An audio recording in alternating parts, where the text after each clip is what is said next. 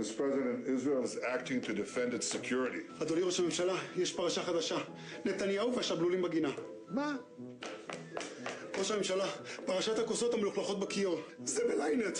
נו, באמת. ראש הממשלה, יש פרשייה חדשה. נו, מה עכשיו? החתיך שטפטף על הספה. אוי. ראש הממשלה, פרשת הדגים הרעבים. והצמאים. אבל אני מאכיל אותם כל יום. ראש הממשלה, פרשת המזגן המרעיש לשכנים. אני מחבק, כן? ראש הממשלה, פרשת השיחות שלא נענו. פרשת השולחן המתנדנד, פרשת הבום בפריים. טוב, די. הם רוצים להסיט את תשומת הלב שלכם מהדברים החשובים באמת ולעסוק בשטויות. אבל אנחנו עוסקים בדברים החשובים. מי ישמור על ביטחון ילדינו? מי יצמיח את הכלכלה שלנו? זהו אנחנו או הם? ואתם יודעים, זה אנחנו. רק הליכוד. ראש הממשלה רוצה לשתות משהו? אתה יודע מה? דווקא בא לי גלידה, אבל לא פיסטוק.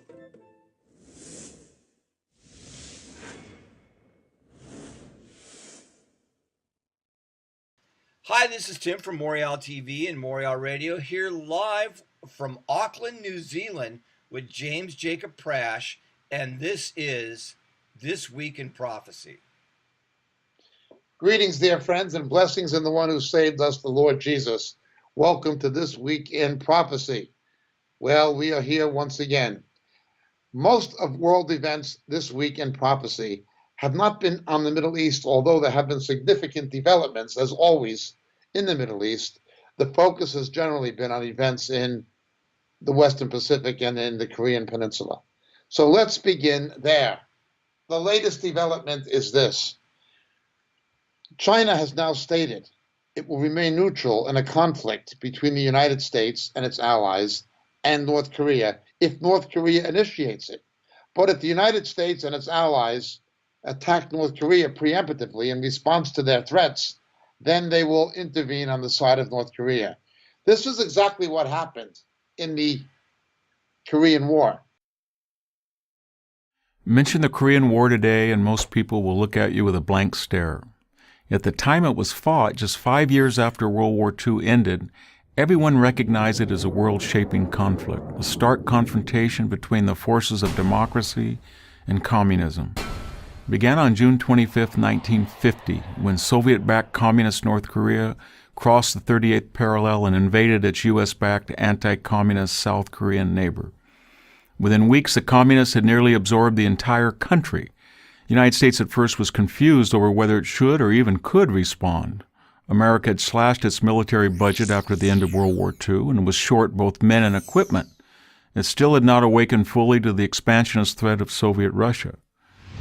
The Soviets, buoyed by their own recent development of an atomic bomb and Mao Zedong's communist victory in China, sensed America's lack of resolve and encouraged the North's aggression. Yet within weeks, President Harry Truman rushed troops to save the shrinking Allied perimeter at Busan on the southern tip of the Korean Peninsula. By late September 1950, General Douglas MacArthur had successfully completed the Incheon landings and launched counterattacks. He quickly reclaimed the entire South and sent American-led United Nations forces far into North Korea to reunite the entire peninsula, only to be surprised when hundreds of thousands of Chinese Red Army troops crossed the Yalu River at the Chinese border and sent the outnumbered Americans reeling back into South Korea. Thanks to the genius of General Matthew Ridgway, who arrived to assume supreme command in South Korea in December 1950, over the next 100 days, U.S.-led UN forces pushed the communists back across the 38th parallel. The fighting was fierce. Seoul, the capital of South Korea, exchanged hands between communist and U.S.-led forces 5 times before it was finally secured.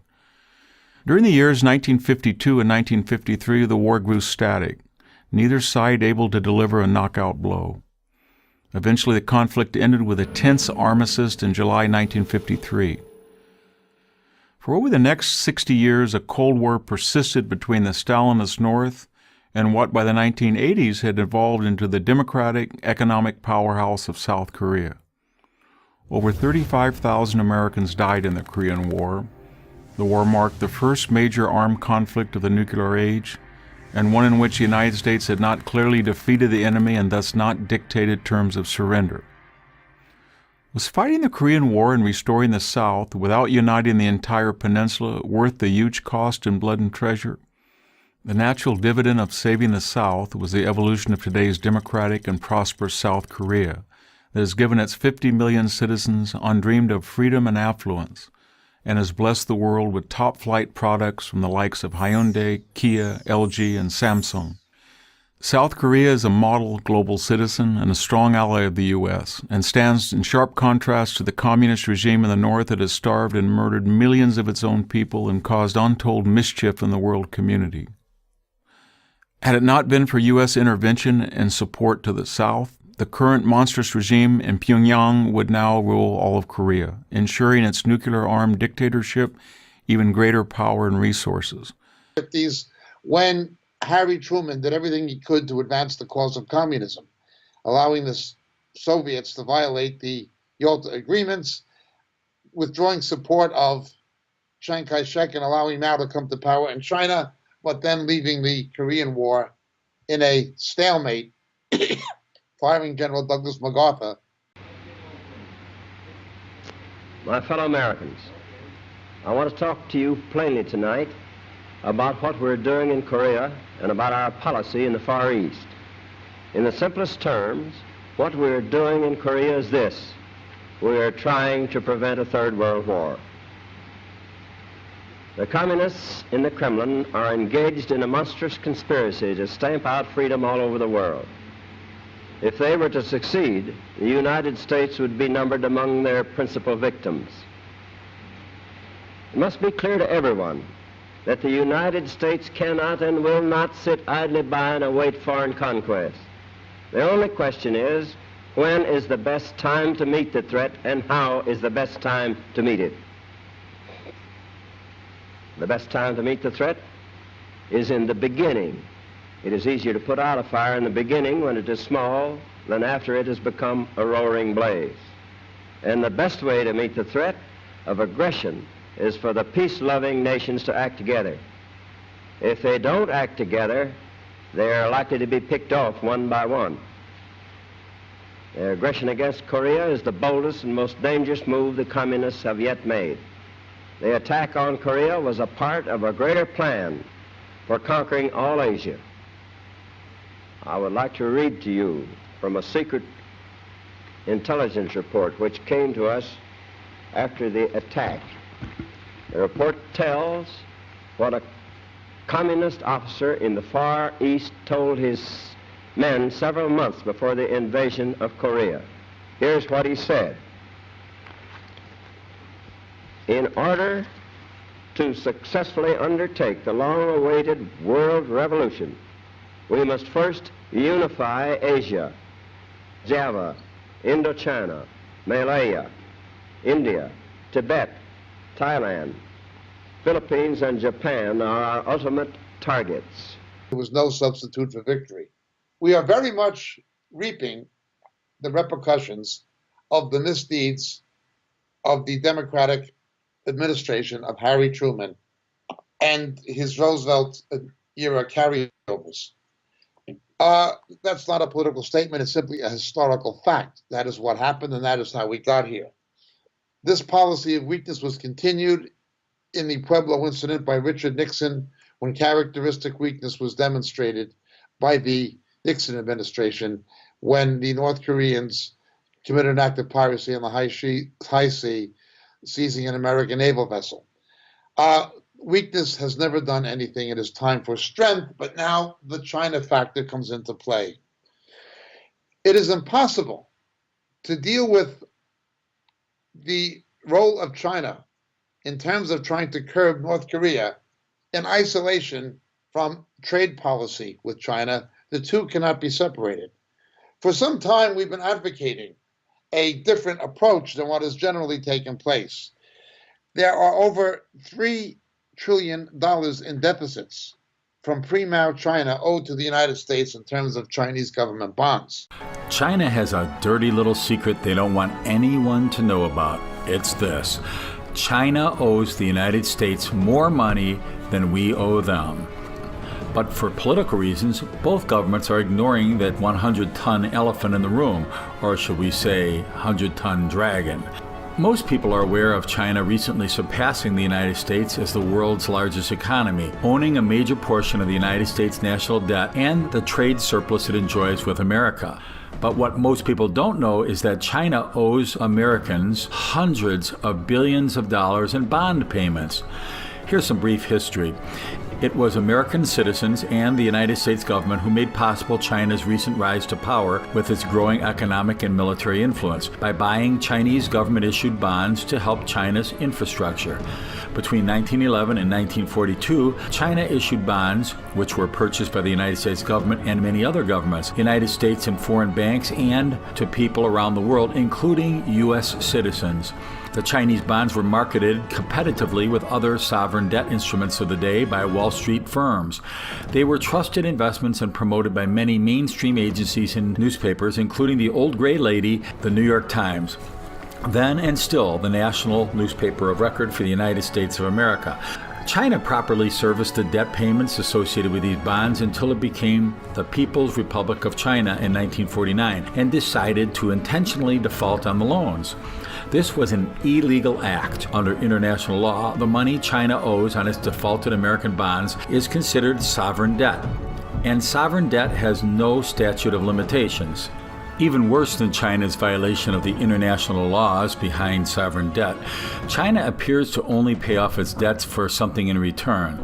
In 1987, it paid off the same bonds it owes to the United States to the citizens and government of the United Kingdom, which occurred as Britain returned Hong Kong to Chinese rule.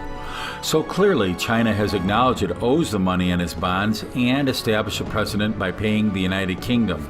But despite its documented record of defaulting on loans, China has used its new political and economic muscle to compete in the international development banking industry.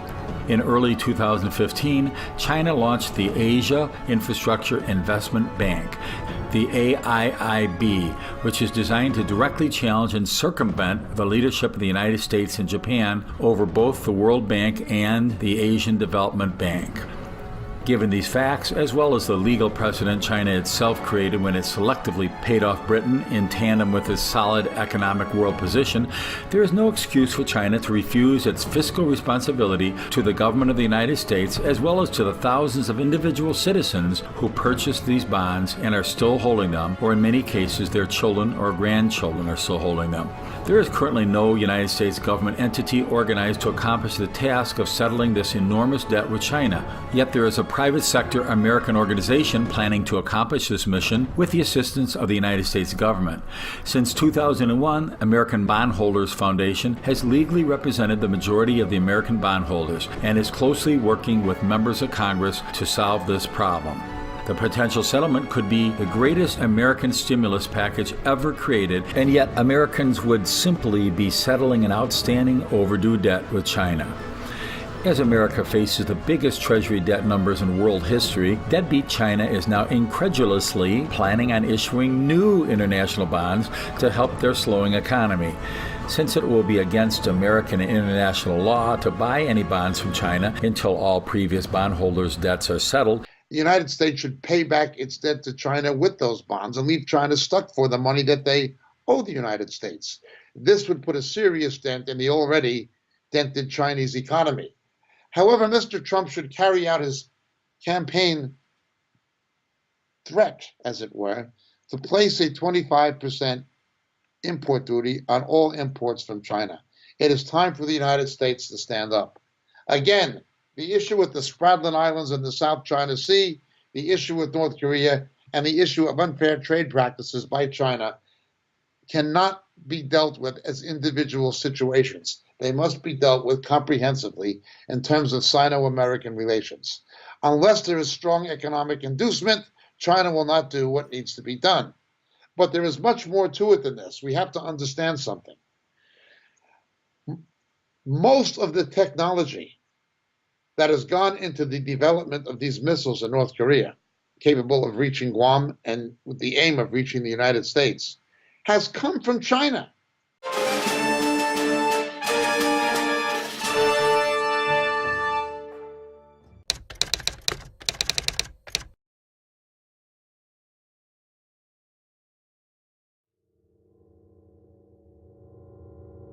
North Korea is among the most isolated and sanctioned countries on the planet, yet it still somehow has enough cash and technical know-how to develop both nuclear bombs and missiles capable of threatening much of the Eastern Pacific and, someday, the United States and beyond. How is this possible? The answer is China. In this video, Defense Updates examines why and how China helped North Korea in developing its nuclear arsenal. This video has 5 points. First one looks at the why part, and next 4 looks at the how part. Let's get started. Number 5.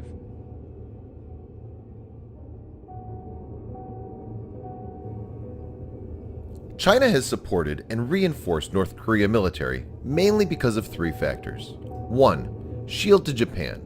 North Korea has been publicly against Japan. China and Japan have been rivals, having territorial disputes. China sees North as a strategic leverage against Japan. 2. Shield to the US. Almost all analysts will agree that should the war start in the Korean Peninsula, South Korea, with the support of the US, is bound to win. If this were the case, the US military will have access to the entire peninsula and can drive its troops all the way to the Chinese borders. This is perhaps the biggest reason why China doesn't want Korea to unite and keeps helping North to have a buffer against the US. 3. Refugees from North Korea. If the war occurs between North and South Korea, millions of North Korean refugees will flee across the border to northeastern China. This will cause great social disruptions to China, and China definitely does not want it to happen. China believes its best interest is served by keeping North and South Korea unstable enough that they cannot cooperate fully, but stable enough so that a war doesn't happen. In the next 4 points, we find out how China has helped North Korean nuclear program. Number 4. The regime of Kim Jong-un continues doing $5.3 billion in business each year, 85% of its trade with China. China provides North Korea with most of its food and energy supplies. Conversely, China's purchases from its neighbor includes minerals, seafood, and manufactured garments. Nicholas Eberstadt, senior fellow at the American Enterprise Institute, had written, "China is currently North Korea's only economic backer of any importance. The trade has kept North Korea's military going." North Korea's economic clout is small. South Korea's central bank estimates its neighbors had a gross national income of just about 2.2% that of South Korea. The dictator doesn't really put much of the money into the safety, health, and education of his people. North Korea spends an estimated 25% of its gross domestic product on weapons. So a lot of cash from trade with China fuels the regime's nuclear and missile program. Number 3. The USA has long accused China of aggressive espionage. Officials and organizations have traced various attacks on corporations and government computer systems in the US to computers in China. As per assessments, China has transferred some of its technical knowledge and key cyber assets to North Korea. North Korea was reportedly behind an $81 million cyber theft of funds from Bangladesh's account at the New York Federal Reserve last year. Prosecutors believe Chinese middlemen helped North Korea with the theft. Some Chinese financial firms also appear to serve as channels for funds to North Korea. In February, 6 U.S. senators, including former presidential candidates Ted Cruz and Marco Rubio, sent a letter to U.S. Treasury Secretary Steven Mnuchin that urged him to restrict North Korean banks' access to Chinese banks. Number 2.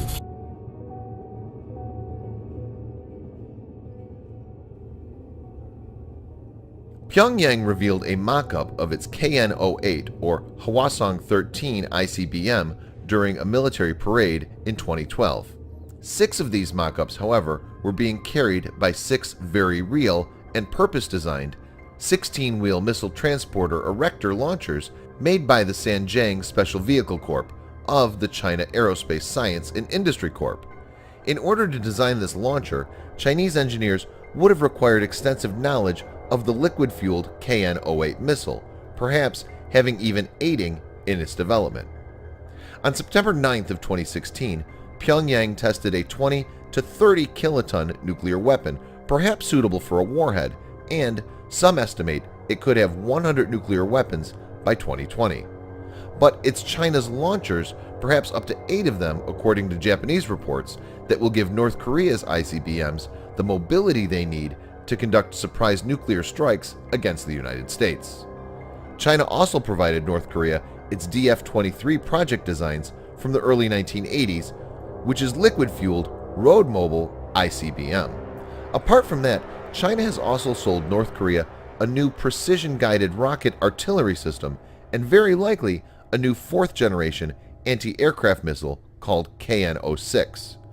The Washington Post revealed in April that North Korean missiles were built with components brought into the country via China. For instance, an Institute for Science and International Security report revealed that Shenyang Machine Tools Company in northeastern China sent banned products to North Korea.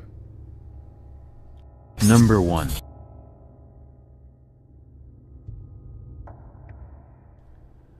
While China claims that it fully implements UN sanctions against North Korea, one Chinese state-owned company maintained a joint venture with a sanctioned North Korean company for nearly a decade, reported the Wall Street Journal.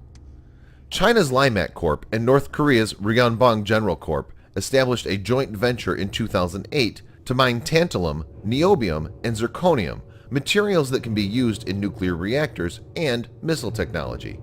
The U.S. sanctioned Ryonbong for its involvement in the production of weapons of mass destruction in 2005, and the UN followed suit in 2009.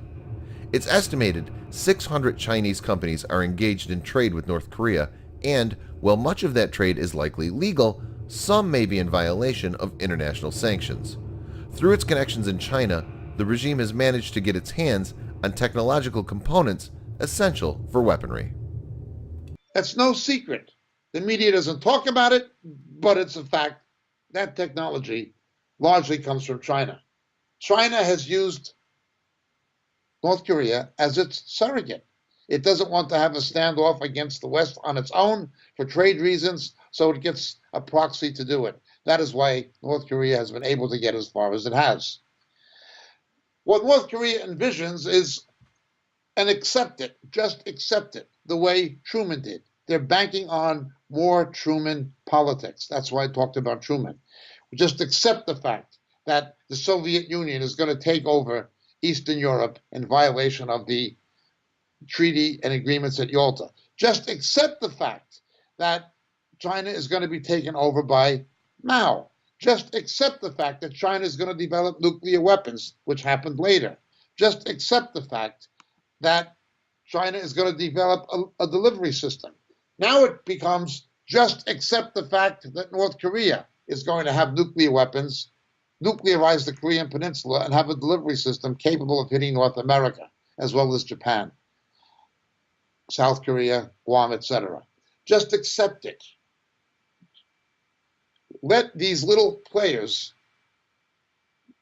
behave like they're major players by letting them have or acquire a nuclear arsenal. However, as we've stated repeatedly, it is not just North Korea. What North Korea has and does will be sold, transferred to Iran. It all ultimately relates to the Middle East and to the existence of Israel. That is the secret factor, or the underemphasized factor in the equation, the relationship between North Korea and Iran. The Israelis are well aware of it. The Pentagon and CIA are aware of it. The British MI6 are aware of it, but the media doesn't want to talk about it, at least not much. But that is very much the reality. We cannot isolate, once again, what is taking place in the Korean Peninsula from what is taking place in the Middle East. And so it goes. So it goes. We shall see what shall happen. Predictably, the American left are blasting President Trump for his strong language and his strong talk concerning North Korea, as if he's the war hawk, as if he's the culprit. Just continue to pander to them the way Jimmy Carter did, the way Barack Obama did, the way Richard Nixon did, the way that Harry Truman did. Just kick the can down the road. Well, as the British found out in the Second World War, with its policies of appeasement, you can only kick the can so far. And the ultimate conflict will be worse than it would have been had you dealt with the situation at an earlier point. We need to pray for Mr. Trump.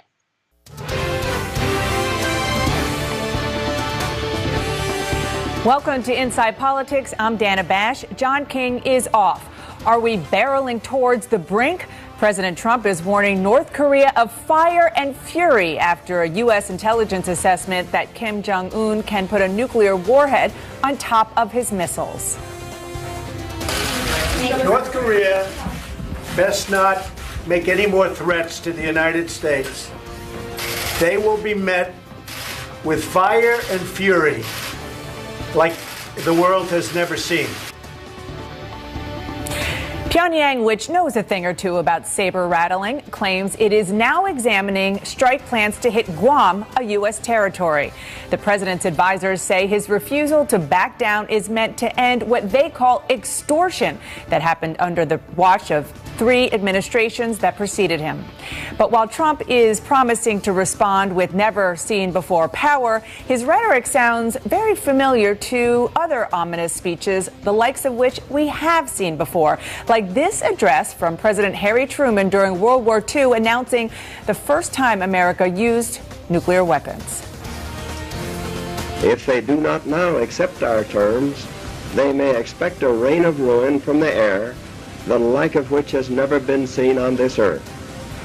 Behind this air attack will follow sea and land forces in such numbers and power as they have not yet seen, and with the fighting skill of which they are already well aware.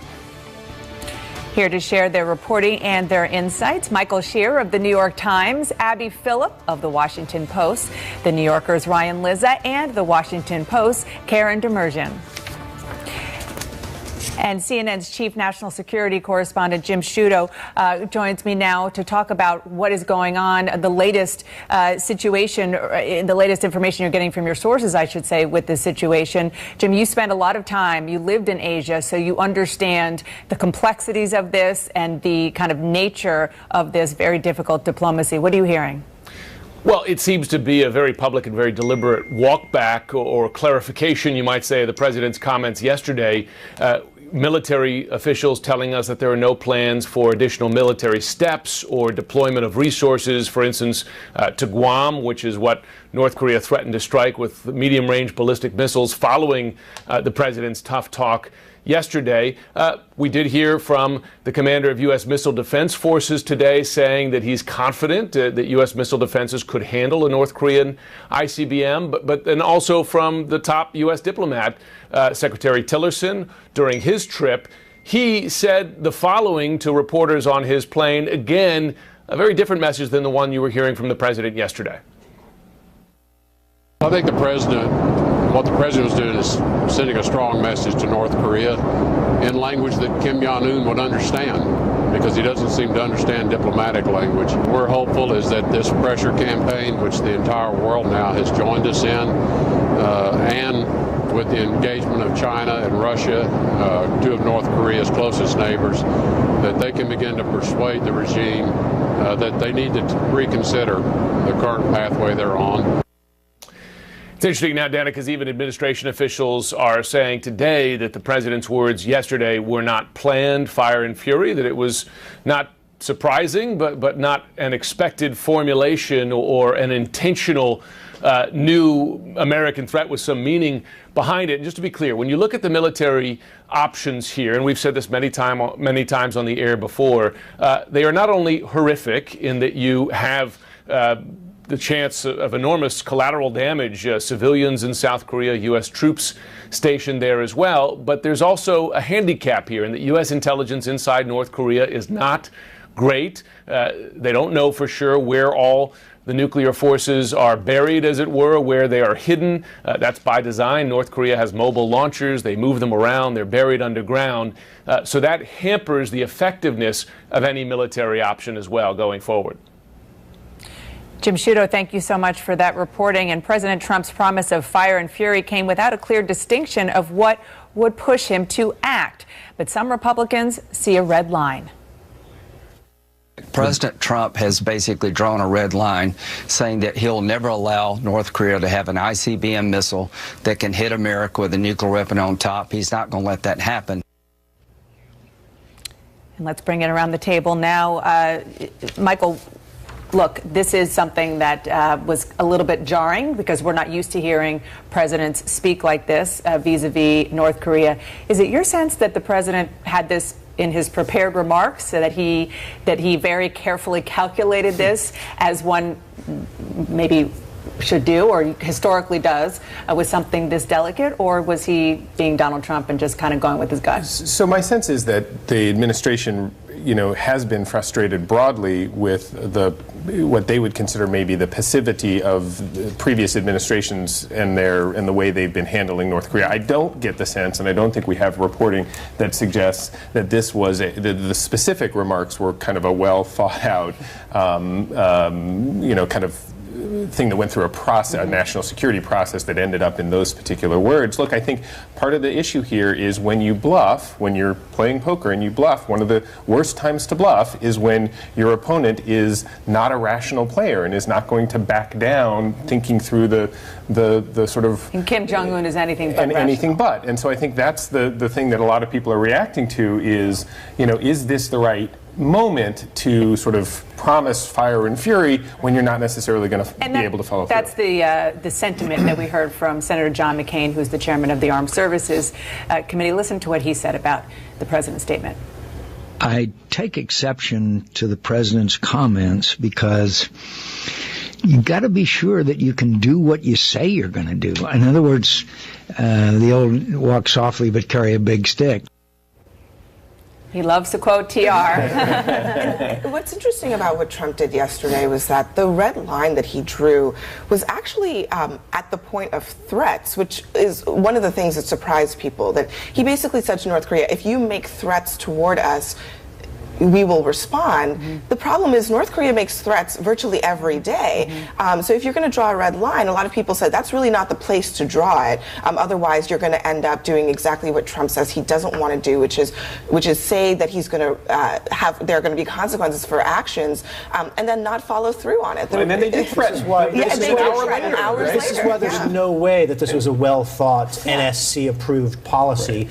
The president, that's the absurdity of what he said. He was basically saying we're going to nuke you if you threaten us verbally, which North Korea has been doing for decades, and within an hour they threatened Guam. Mm-hmm. And so now and that's why you have Lindsey Graham going on TV trying to clean it up and say, oh, what the president actually meant, the red line is actually miniaturized nukes on a missile that could reach the United States. Well, that's not what the president said. So if other countries are looking at that and saying, well, his threat is meaningless. Go ahead. We've got to define what fire and fury actually is. Are we going to? Well, is it that we're actually going to fire off a nuclear warhead? Because that seems like a very dramatic thing that probably nobody in his administration would approve. But short of that, are we going to take a preemptive strike against North Korea, which opens up South Korea to some sort of attack by Pyongyang? Would we try to just use the THAAD interceptors that we have in Guam, which would actually be the first time that they've been used to intercept any sort of nuclear attack, because they've been used in test scenarios, but not like this? It could mean so many different things. Or does he need to define it? This could be one of those cases, like he said a million times in the campaign. Why would we tell our enemies exactly what we're going to do? Keep them guessing. On the idea of kind of the escalated rhetoric, I was with the vice president at the DMZ in April. And at the time, the administration was kind of trying to find its footing and changing up the rhetoric along these lines, saying diplomacy isn't working, we got to fix it. This is the way he framed it then. It was the policy of the United States of America during prior administrations to practice what they called strategic patience. And that was to hope to marshal international support to bring an end to the nuclear ambitions and the ballistic missile program of North Korea.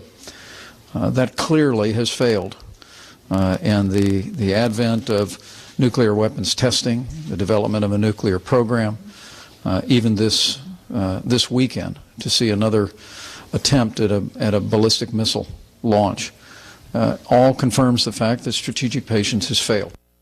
Now, those were North Korean troops behind him, so he didn't talk about fire and fury and everything like that.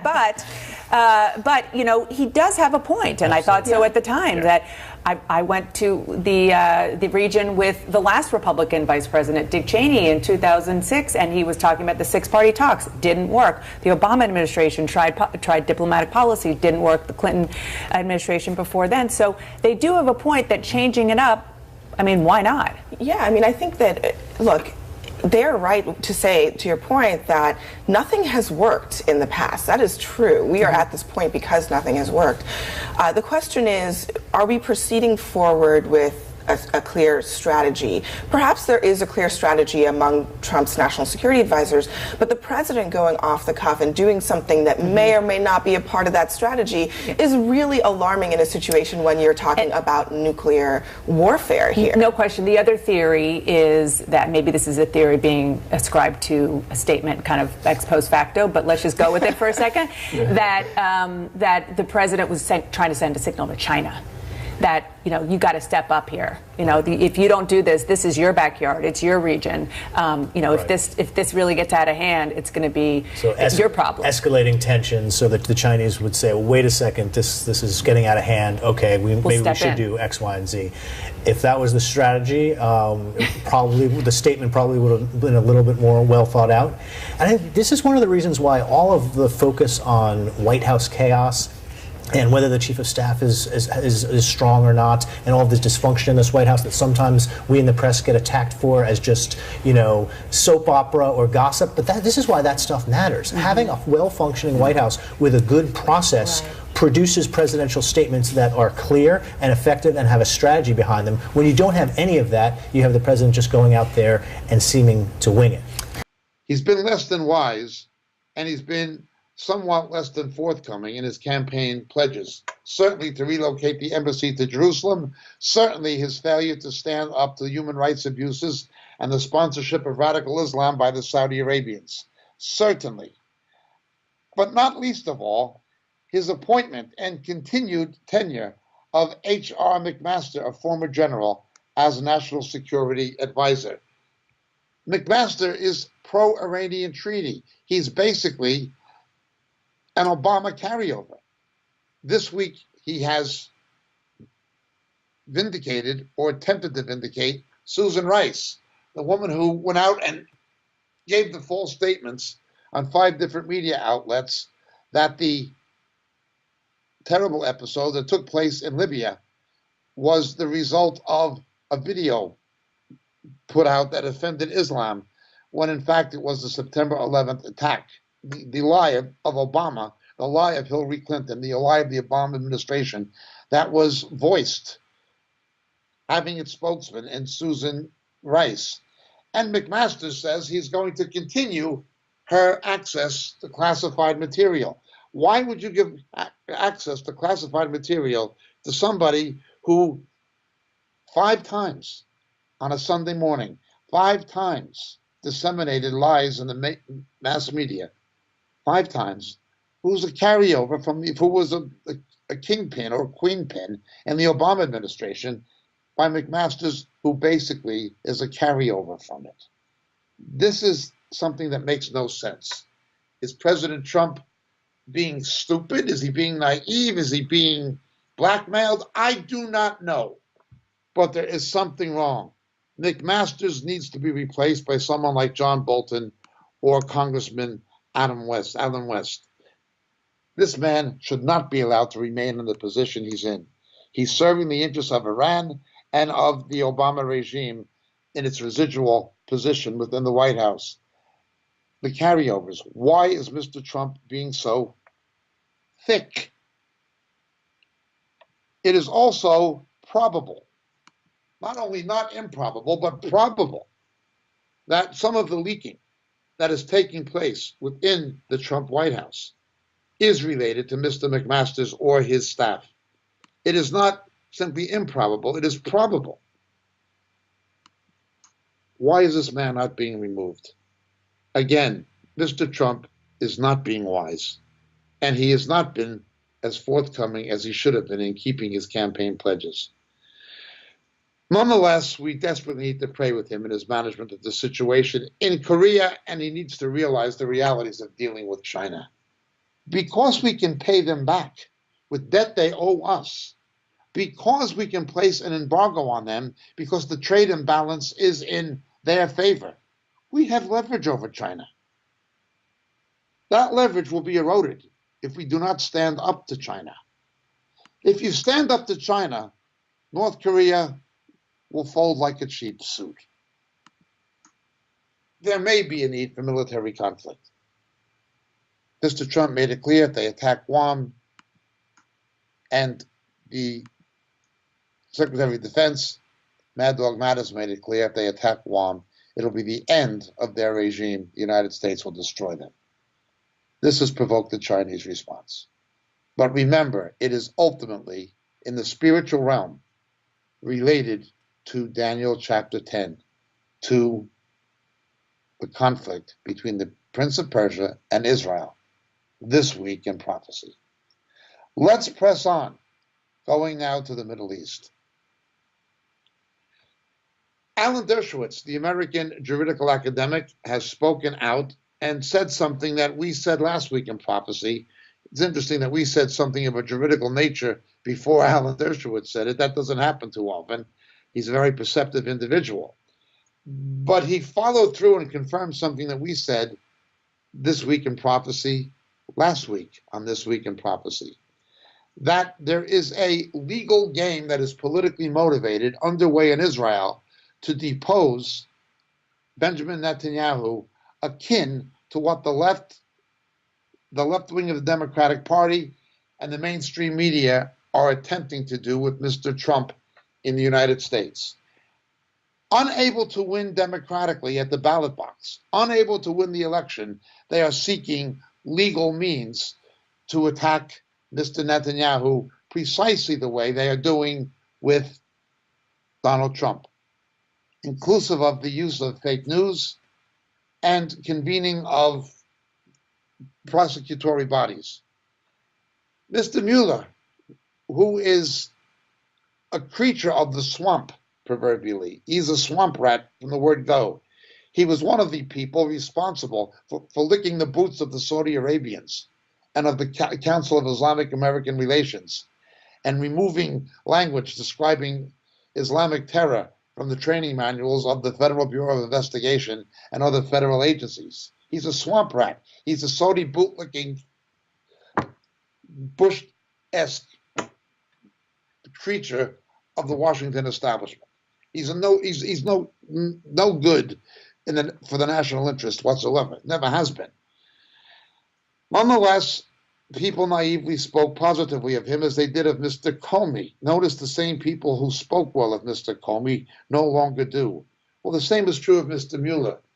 He's convened a second grand jury, not the one in Virginia, but another one in Washington, knowing that the high Democratic Party vote and the left-wing political apparatus that controls the District of Columbia will have a jury pool that will reflect that.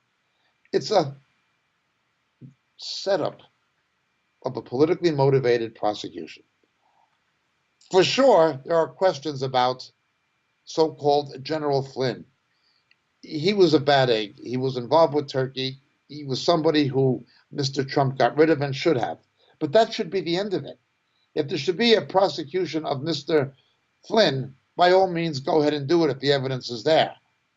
But this political agenda to simply use him as a vehicle to launch a legal war that is politically motivated, not on the basis of evidence, but on the basis of fake news against the Trump administration, is horrific.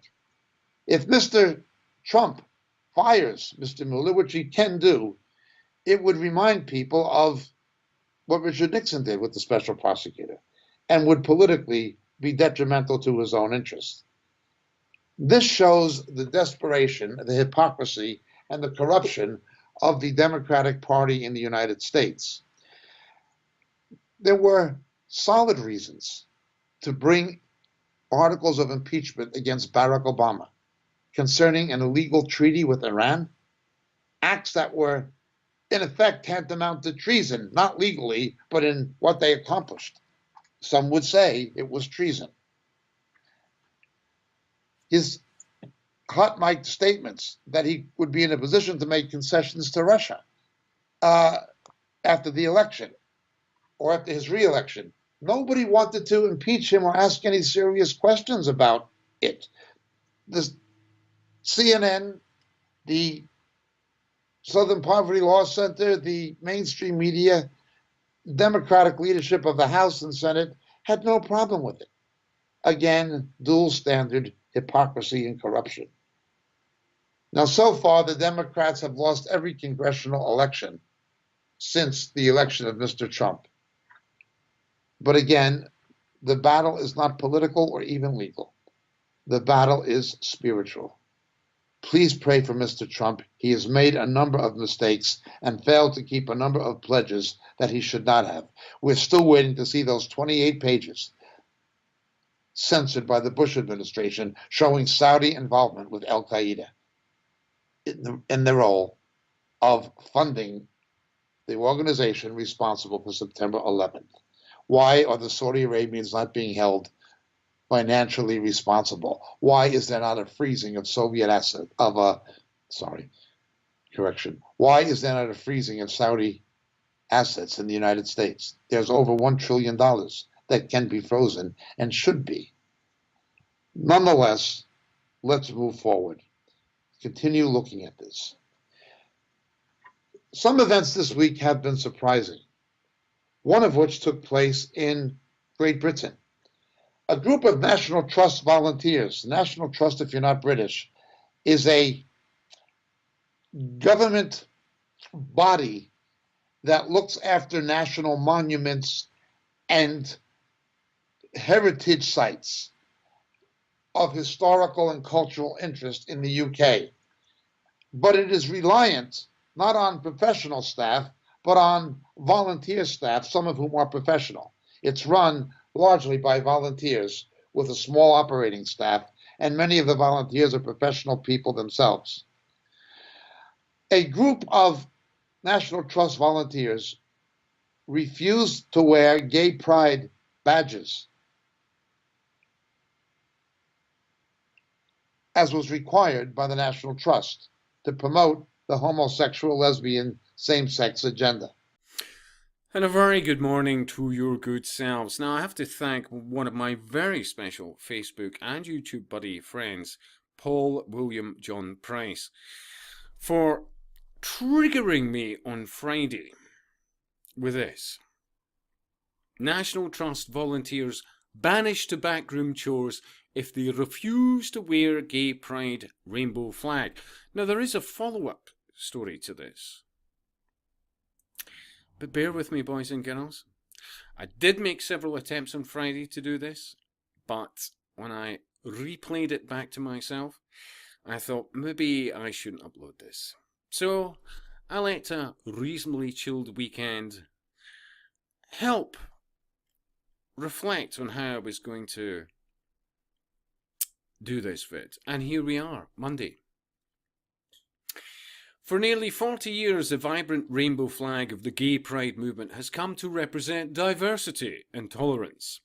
However, a decision by the National Trust to demand 350 of its volunteers at a Jacobean mansion wear the banner or be banished to backroom chores has triggered an angry backlash.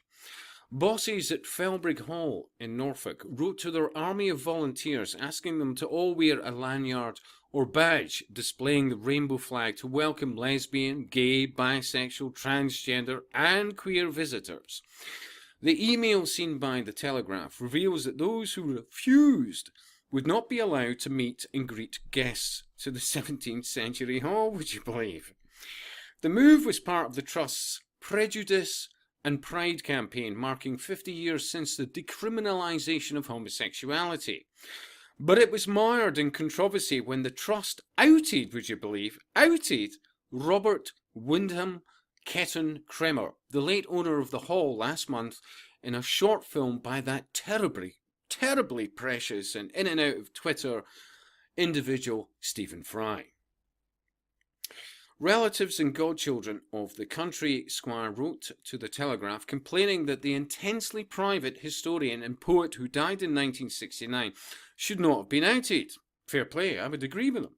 It is understood that at least 10 Felbrigg Hall volunteers have refused to wear the lanyards or badges in protest at the Trust's decision to publicise his sexuality.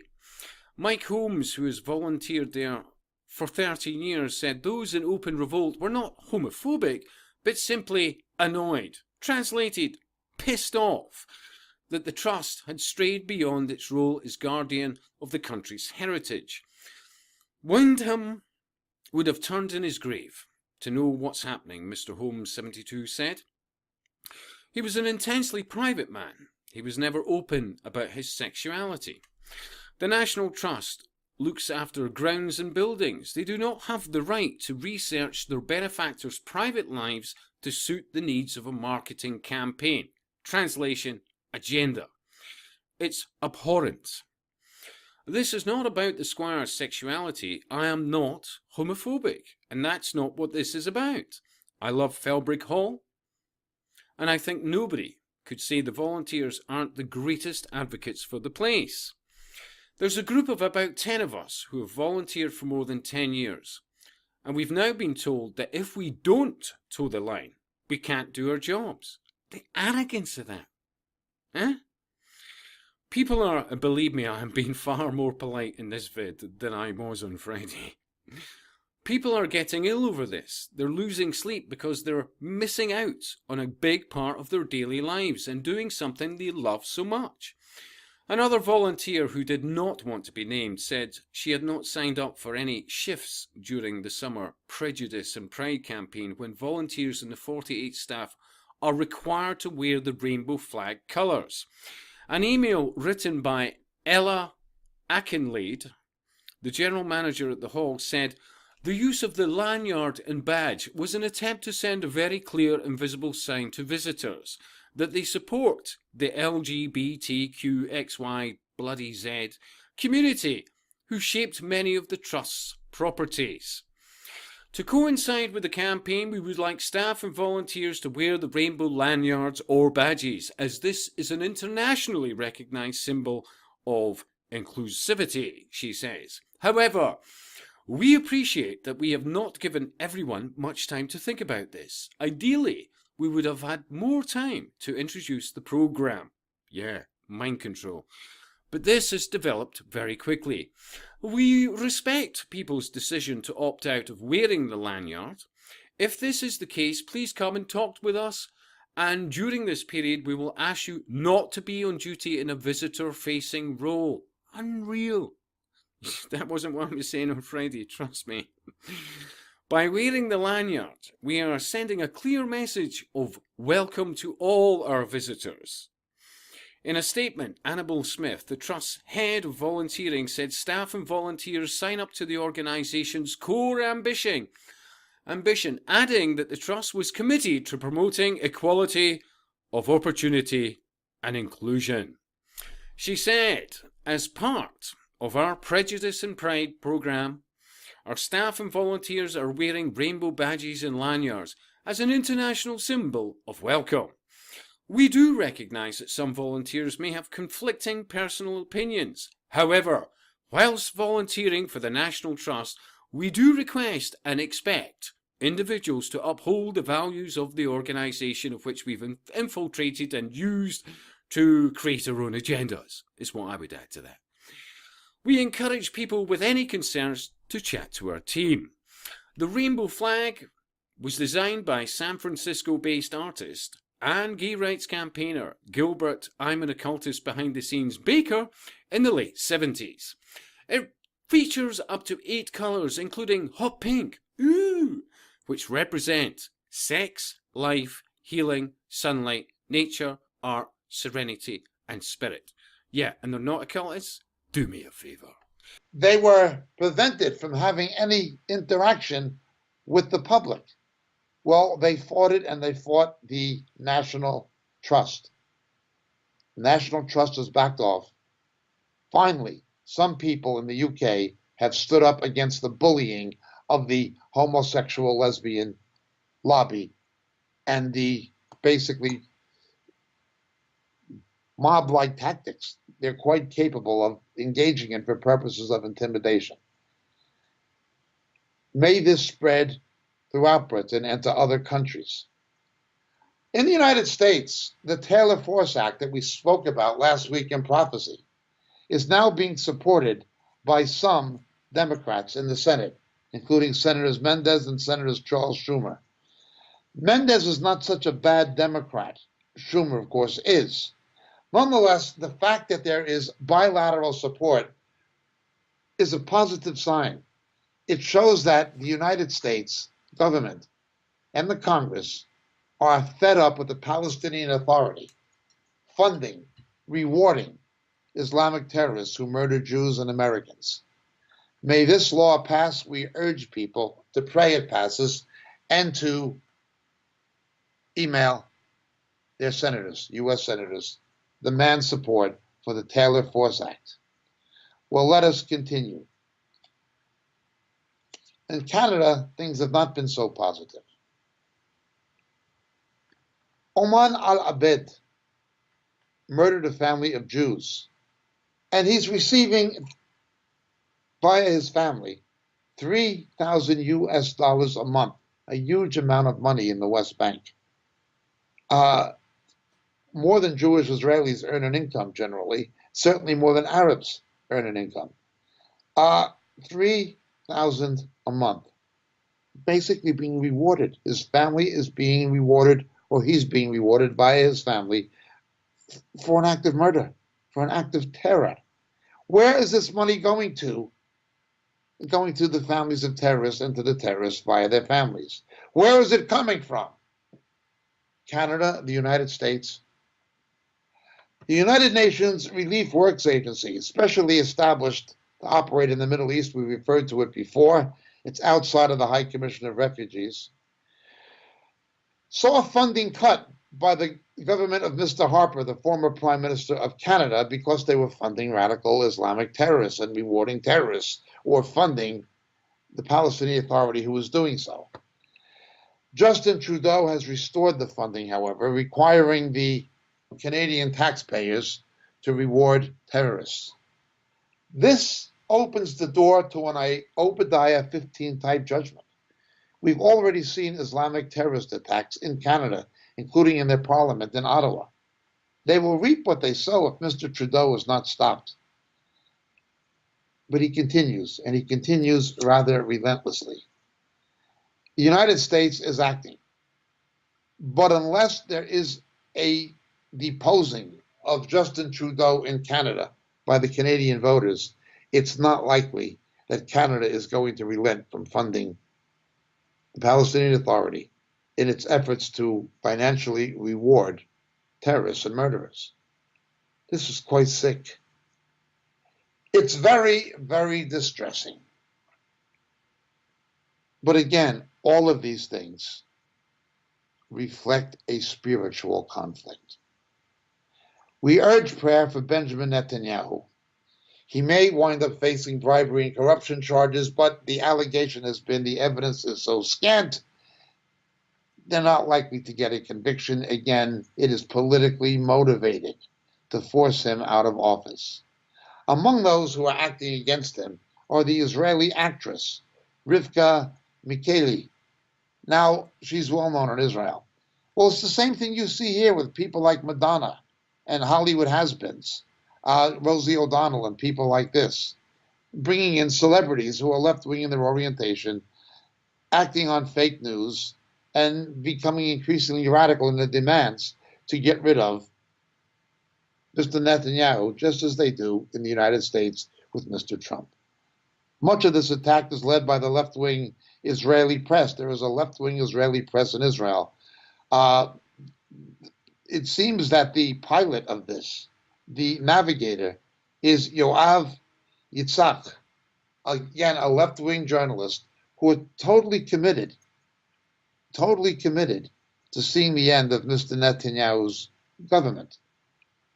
Because he does indeed stand up to radical Islam more than any alternative government from the Israeli left is going to do. But Rivka Mikeli, she's like Rosie O'Donnell. She says ridiculous things. She says she hopes the Israeli people, particularly young people, of course, her fan base, will stand up and take by force what was taken from them by force. That is, the government of Israel. The government of Israel was not taken from them by force. Mr. Netanyahu was democratically elected, the same as Mr. Trump was. But the left lies. They always lie. With their fake news, with their politically motivated prosecutions, they lie. It's interesting to see what's happening in the United States. The same strategy as now confirmed by Mr. Dershowitz and yours truly, taking place in Israel. But that tells us something. It shows us that there's some third force involved with it. And that force is undoubtedly spiritual conflict. Such it is. Over the next days and possibly weeks, barring unforeseen events, much of the international news focus will be based on Korea for obvious reasons and relations with China. But understand, there is always going to be a connection between China and Iran affecting the Middle East. It all comes down to the Middle East. We need to look at global events in light of biblical prophecy, specifically the book of Daniel. CNN won't tell you this. The BBC doesn't even want to know it. Mainstream networks in America don't want to know it, but it is true. Even events far afield that seem unrelated will all have their culmination in what's transpiring in the Middle East. Ultimately, it'll be the final status of Jerusalem, the place where Satan got his biggest defeat, and is where he will get his final defeat. This is what has been happening this week in prophecy. In Hull, England, an Anglican clergyman is celebrating the anniversary of the homosexual liberation movement in Great Britain with a religious ceremony in an Anglican church. He's going to have a keynote speaker, again, in a pulpit preaching. This is a transgender male, so-called, a male who's had himself surgically altered to resemble a woman. Nonetheless, this is a unique transgender male. At least I think he's unique. He identifies himself as a lesbian. Now, traditional lesbians wanted to be males. This is a male who had himself surgically mutilated to resemble a female so he could be a lesbian. This is absolute madness. This is absolute madness. Imagine giving up your male identity, which lesbians want, so you can become someone who resembles a female, so you can be a lesbian and desire to be a male. It makes no sense. These people are demonically deceived beyond the point of fathomable reason. And it's getting worse and worse and worse. We've been trying to tell people for some years, for 20 years, that virtual technology is going to take off in a huge way. Well, now we're getting more and more warnings. A series of statements has been published on the internet looking at people who really understand what they're talking about, including, among others, Bill Gates.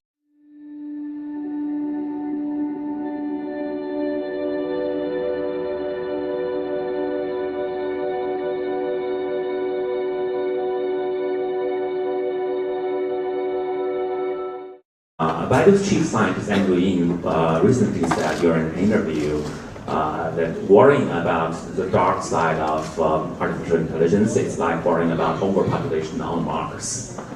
How would you address that? He said it's a distraction to with the scientists in artificial intelligence. I think that's a sort of radically inaccurate analogy. I know a bit about Mars. So the risks with sort of digital superintelligence, and it's important to appreciate that it wouldn't be just human level; it would be superhuman almost immediately. It would just zip right past humans to be way beyond anything we could really imagine. I think a more appropriate analogy would be like if you consider, say, nuclear research, where there's potential for a very dangerous weapon, releasing the energy is easy. Containing that energy safely is very difficult. And so I think the right emphasis for AI research is on AI safety. We should put vastly more effort into AI safety than we should put into advancing AI in the first place, because it may be good or it may be bad, and it could be catastrophically bad. It could be the equivalent of nuclear meltdown. So you really want to emphasize safety. So I'm not against the advancement of AI. I want to really be clear about this, but I do think we should be extremely careful. And if that means it takes a bit longer to develop AI, then I think that's the right trade-off. We shouldn't be rushing headlong into something that we don't understand. Bill, I know you share similar views with Elon, but is there any difference between you and him? I don't think so. Okay. I mean, he actually put some money out to help get some work going on this, and I think that is absolutely fantastic. You know, for people in the audience who want to read about this, I highly recommend this Bostrom book called Superintelligence. But the basic point that Elon just made, that we have a general purpose learning algorithm that evolution has endowed us with.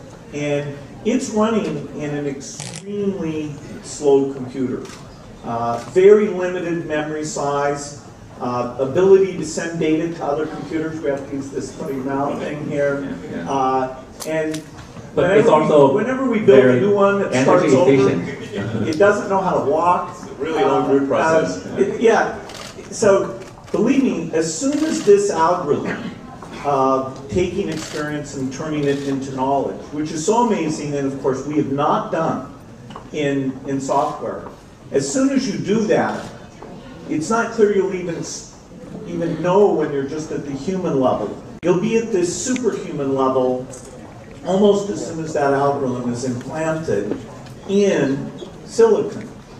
And actually, as time goes by, that silicon piece is getting ready to be implanted. The amount of knowledge, as soon as it has that learning algorithm, it just goes out on the internet and reads all the magazines and books and things like that. We have essentially been building the content base for the superintelligence. You think you're using the internet, that's actually what you're doing. So, I try not to get too exercised about this, but when people say it's not a problem, that really, then I can start to get really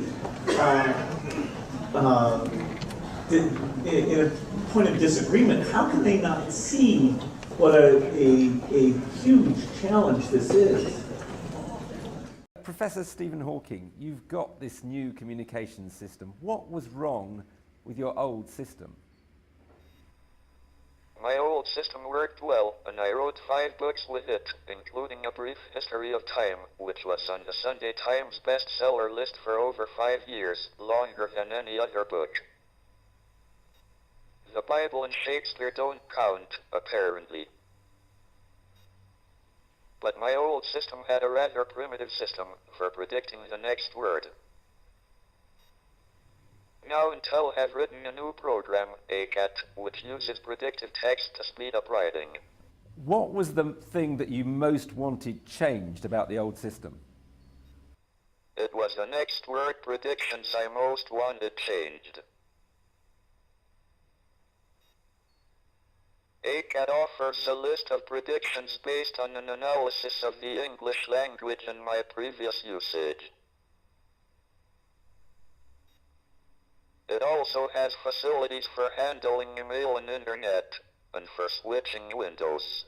And has this new system made a big change to the way you work? It's only recently that I have had a relatively bug-free version of ACAT.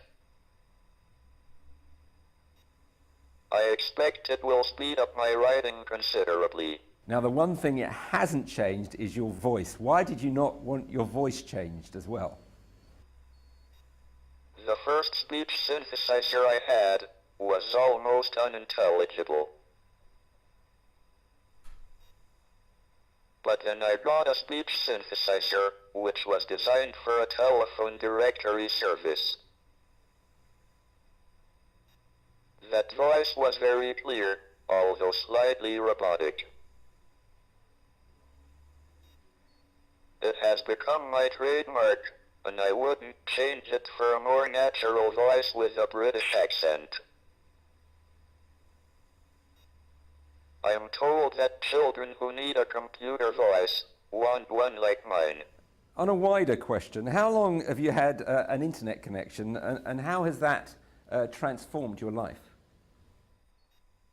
I was one of the first people to be connected to the internet.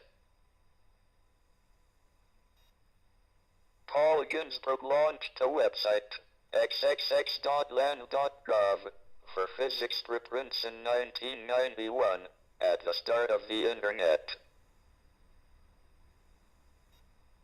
XXX sounds like a sex site, so it was renamed arxiv.org. There was no Wi-Fi, so connections had to be by cable. I had a mobile phone mounted on my computer for dial-up.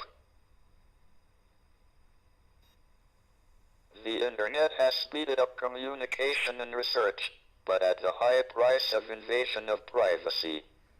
And is the internet and modern forms of communication in general, is that a purely positive development, or are there things about it that actually worry you? The internet has brought a lot of benefits, but it has its drawbacks and dangers, such as pornography and threatening messages. According to the new head of GCHQ, the internet has become the command center for criminals and terrorists. More must be done by the internet companies to counter threat, but the difficulty is to do this without sacrificing freedom and privacy. Now, when you watch software engineers and machine learning experts at work, as they have been on this project, how far along the path to artificial intelligence do you think we are? The primitive forms of artificial intelligence we already have proved very useful. But I think the development of full artificial intelligence could spell the end of the human race. Once humans develop artificial intelligence, it would take off on its own and redesign itself at an ever-increasing rate. Humans, who are limited by slow biological evolution, couldn't compete and would be superseded. Thank you for those fascinating insights. Thank you very much, Professor Hawking. Who are involved in high tech, and they are warning about the dangers of artificial intelligence. Once artificial intelligence truly kicks in, and artificial intelligence revolutionizes virtual technology, you can see how quickly the stage can be set for what is going to happen in Revelation chapter 13. How far will artificial intelligence go? Can you imagine when most people, or many people, are functioning in a virtual world? They construct their own reality, only it isn't real. And artificial intelligence has so progressed with the technology of transhumanism that there will be a robot who will clone the Antichrist in his personality and his attributes by means of high technology, artificial intelligence, virtual technology, and the occult. That is the direction we are heading. But this week in prophecy, a number of leading computer scientists, information scientists, and high-tech entrepreneurs have issued a warning about the potential danger of what we're witnessing and the way it's going. As we've said, anything that can be used for evil, fallen man will use for evil. They will bring it into prominence because they say it can be used for good, but ultimately, in the hands of fallen man, it'll be used for evil. The stage is being set. We're progressing further and further, closer and closer towards Revelation 13. It's no longer alarmist. It's no longer speculative. Things are taking shape. Now, I'm not talking of or speaking of, suggesting we suggest dates, but it is clear things are progressing at a very rapid pace. And things may change very quickly in a number of spheres, economically, technologically, and geopolitically.